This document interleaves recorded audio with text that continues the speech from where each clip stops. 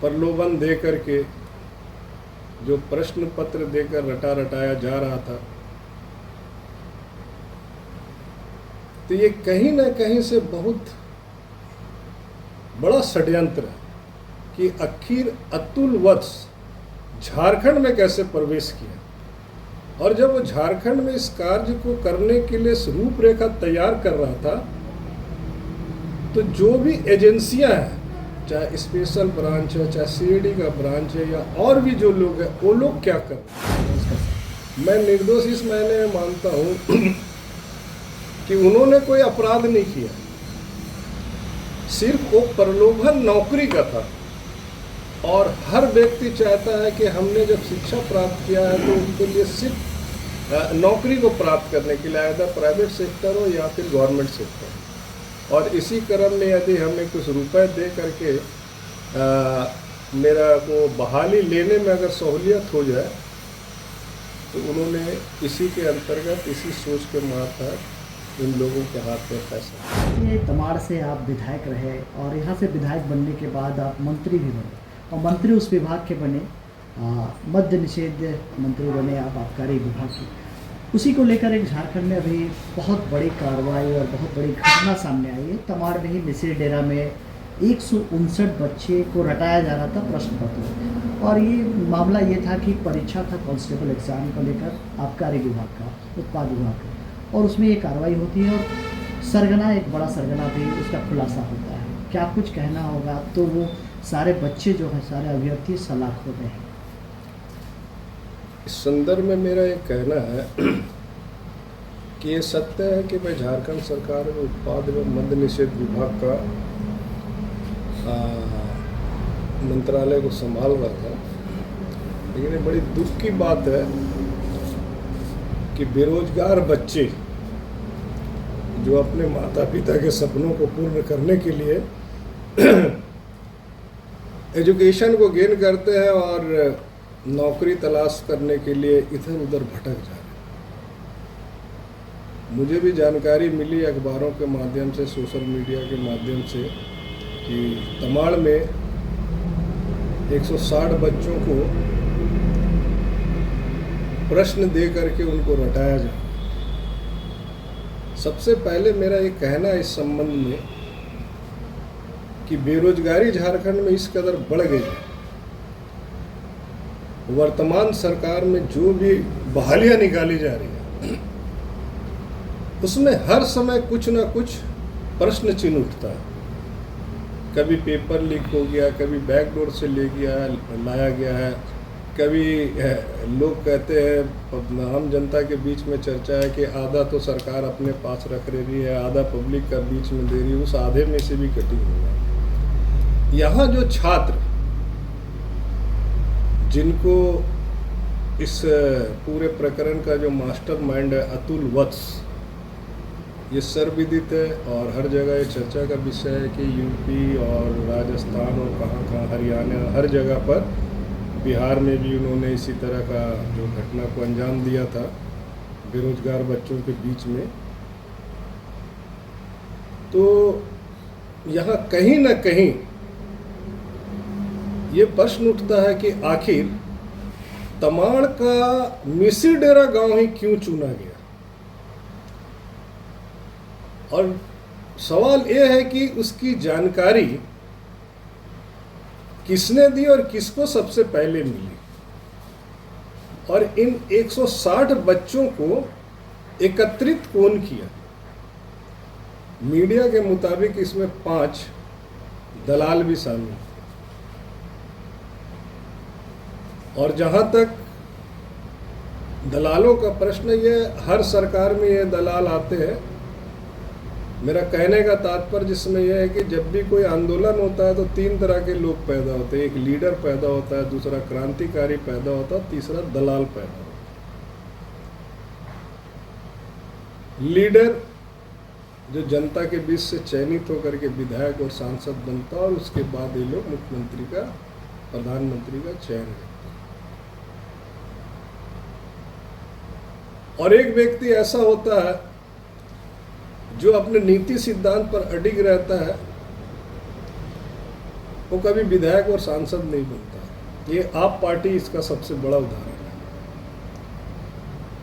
और तीसरा जो होता है वो दलाल पैदा होता है। तो हर सरकार में दलाल वही रहते हैं, केवल स्थान परिवर्तित होता है। और इसी क्रम में दलालों ने यहाँ के भोले वाले बेरोजगार बच्चों को प्रलोभन दे करके जो प्रश्न पत्र देकर रटाया जा रहा था, तो ये कहीं ना कहीं से बहुत बड़ा षड्यंत्र है कि आखिर अतुल वत्स झारखंड में कैसे प्रवेश किया। और जब वो झारखंड में इस कार्य को करने के लिए रूपरेखा तैयार कर रहा था, तो जो भी एजेंसियां हैं, चाहे स्पेशल ब्रांच है, चाहे सीआईडी का ब्रांच है, या और भी जो लोग हैं, वो लोग क्या कर रहे थे? एक दिन में ही सारी प्रक्रिया पूर्ण नहीं हो पाएगी। इसके लिए काफ़ी दिनों से, जब से ये बहाली निकलने का प्रश्न उठ रहा था, तब से ही इस पर कार्य करना उन लोगों ने प्रारंभ कर दिया था। और इसमें कहीं ना कहीं कुछ सरकारी तंत्र भी शामिल है। इसीलिए 6 प्रश्न जो है मीडिया के मुताबिक, बाकी प्रश्न तो इनसे मेल नहीं खा रहा है, लेकिन 6 प्रश्न इनसे मेल खा रहा है। और जिसको ये बताया जा रहा है कि ये स्वाभाविक तौर पर आदमी अपना एक अनुमान लगा लेता है और उसी तरह से गेस करने के उपरांत इन क्वेश्चनों को 6 प्रश्न इसमें हमारा जो जेपीएससी जो एग्जामिनेशन लेने जा रही है उससे मेल खाता है। लेकिन मेरा मानना है कि कहीं ना कहीं बड़े लोगों को बचाने के लिए इस तरह का भ्रम और इस तरह का मुकदमा दायर कर निर्दोष बच्चे जो बेरोजगारी से दूर हो करके अपने घर परिवार के माता पिता का सपनों को पूर्ण करने के लिए नौकरी के तलाश में भटक रहे थे, उनसे पैसे लिए गए और उनको कुछ प्रश्न ऐसे भी बताया गया जो कि वर्तमान जो हमारा एग्जामिनेशन होना है मतलब से मेल खाता है। इसकी सीबीआई जांच होनी चाहिए, इसकी उच्च स्तरीय जांच होनी चाहिए। अब उन बच्चों को कैसे कह सकते हैं निर्दोष, जिन्होंने 10-10 लाख रुपए की डील की थी और 10-10 लाख रुपए में डील हुआ तो 3 लाख एडवांस की बात थी, 7 लाख रुपया बाद में देने की बात थी। बिहार के भी बच्चे थे, झारखंड के भी थे और यहाँ तमाड़ एरिया के भी कई बच्चे आज जो सलाह हैं, कैसे उसे निर्दोष कर सकते? मैं निर्दोष इस मायने में मानता हूँ कि उन्होंने कोई अपराध नहीं किया, सिर्फ वो प्रलोभन नौकरी का था। और हर व्यक्ति चाहता है कि हमने जब शिक्षा प्राप्त किया है तो उनके लिए सिर्फ नौकरी को प्राप्त करने के लिए, आया प्राइवेट सेक्टर हो या फिर गवर्नमेंट सेक्टर। और इसी क्रम में यदि हमें कुछ रुपए दे करके मेरा को बहाली लेने में अगर सहूलियत हो जाए, तो उन्होंने इसी के अंतर्गत, इसी सोच के मातहत इन लोगों के हाथ में पैसा दिया, जिसमें उनके माता पिता ने कहीं कर्ज लिया है, कहीं अपना से कुछ बिक्री किया है, बेचा है, और इस तरह से अपने पुत्र को एक अच्छा जीवन देने के लिए उन्होंने ये कार्य को किया है।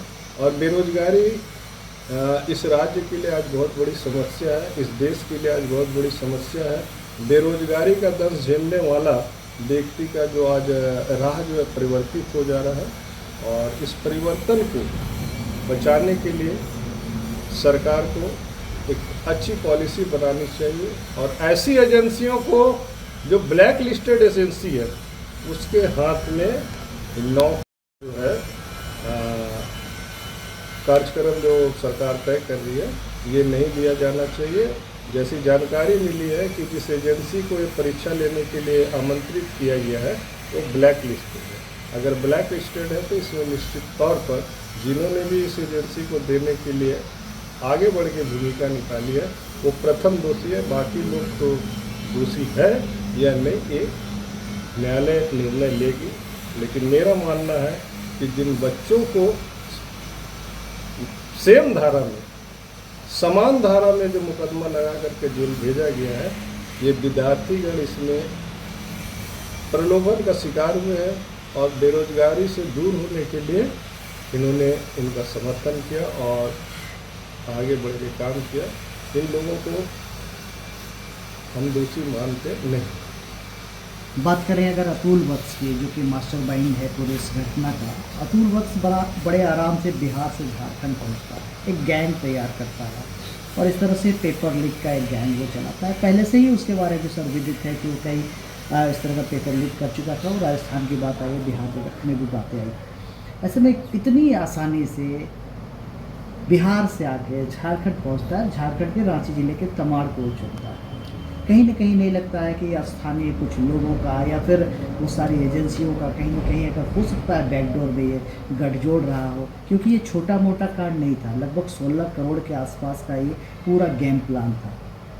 देखिए, इस गेम प्लान को करने के लिए मैंने कहा ना कि जब से यहाँ पर बहाली की बातें जो उठ रही थी तब से ही इसका भूमिका तैयार की गई और लोगों को इस पर जोड़ा गया है, जिसमें 5 दलाल जो पकड़ाए हैं, ऐसे ही और भी कई लोग होंगे और इनके ऊपर भी कई लोग होंगे। ऐसे ही इतना बड़ा गड़बड़ नहीं हो सकता है। निश्चित तौर पर कुछ ना कुछ सरकारी पदाधिकारी भी इसमें सम्मिलित होंगे, या तो एजेंसी सम्मिलित होगी या एजेंसी के संपर्क में जो अधिकारी होंगे, जो बड़े लोग होंगे और संपर्क में होंगे। इसीलिए अब अतुल वत्स जो है उसको यहाँ पर झारखंड में घुसने का मौका मिला और इतने बड़े पैमाने पर ये गड़बड़ करने का।